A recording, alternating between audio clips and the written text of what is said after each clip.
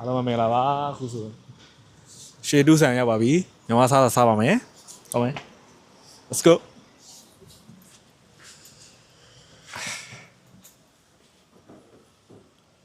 ရှေ့တူးဆန်အခုမှစားတာဒီတော့ကတော့ကျွန်တော်ဟိုဘက်မှာ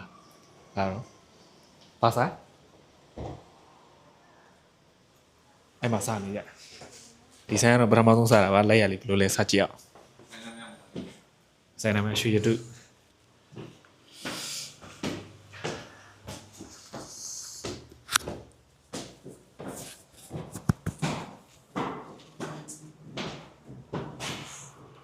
အိမ်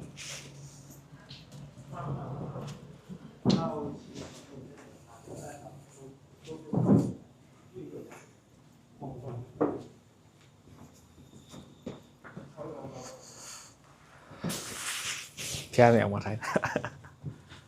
ဖျားတယ်အောင်